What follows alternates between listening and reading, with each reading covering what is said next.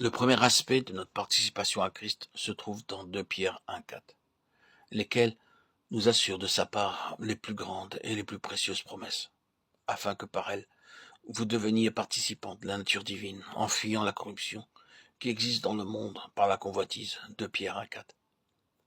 Lorsque nous venons à Christ pour la première fois, nous venons avec une nature pleine de péché. Selon le psaume 51, verset 5 et verset 7, nous sommes nés avec notre nature pécheresse et corrompue. Mais acceptant notre Seigneur Jésus-Christ comme notre Sauveur, notre vieille nature pécheresse et mauvaise est crucifiée avec le Seigneur Jésus, et par la puissance de sa résurrection, nous sommes rendus participants d'une nature nouvelle, d'une nature divine. Selon Romains 6,5, nous sommes devenus une même plante avec Christ dans sa mort. Mais en même temps, nous sommes aussi devenus une même plante avec lui dans sa résurrection. En effet, si nous sommes devenus une même plante avec lui par la conformité à sa mort, nous le serons aussi par la conformité à sa résurrection. Romains 6,5. Cette expression « devenir une même plante » renferme la même pensée que celle d'une greffe. De nos jours, les meilleures qualités de fruits sont obtenues au moyen des greffes. Les arbres qui jusqu'alors ont produit des fruits trop petits et aigres sont amenés par ce moyen à porter des fruits délicieux. Aux Indes, par le moyen de la greffe, on produit désormais toutes sortes de fruits, des pommes, des pêches, des poires, des oranges, et beaucoup d'autres encore. J'ai vu moi-même des arbres qui produisaient des petits fruits aigres, de mauvaise qualité, qui, après avoir subi une greffe, produisent des fruits beaux et succulents. On effectue tout d'abord une entaille dans laquelle on introduit une branche d'un autre arbre. Ainsi, quelquefois, dans un temps très court, 2 ou 3 ans, la nature de l'arbre est complètement changée.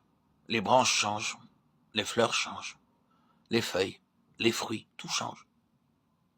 L'apôtre Paul utilise dans Romains 6 le même terme de greffe pour dire que nous avons été plantés en Christ, dans la conformité à sa mort.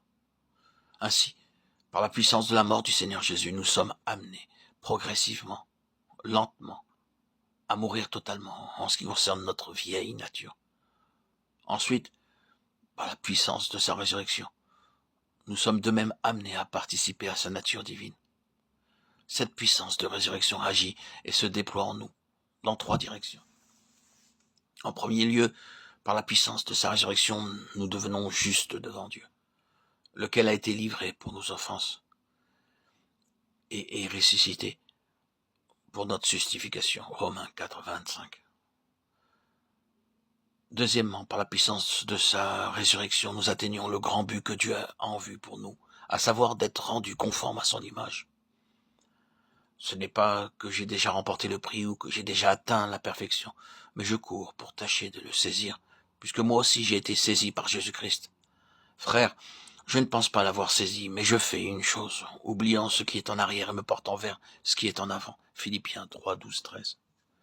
C'est pour cette raison-là que l'apôtre Paul avait un ardent désir de connaître davantage la puissance de sa résurrection et la conformité à sa mort. Ayant ce but en vue, l'apôtre était prêt à endurer n'importe quelle épreuve pour parvenir à cette destination. Troisièmement, c'est par cette même puissance de sa résurrection qui nous sera donné pour finir un corps nouveau, un corps de résurrection. Et si l'esprit de celui qui a ressuscité Jésus d'entre les morts habite en vous, celui qui a ressuscité Christ d'entre les morts rendra aussi la vie à vos corps mortels par son esprit qui habite en vous. Romains 8, 11. Par cette puissance de résurrection par laquelle le Seigneur Jésus lui-même est ressuscité, par cette puissance qui est déversée en nous, nous recevrons finalement un corps nouveau, un corps de résurrection,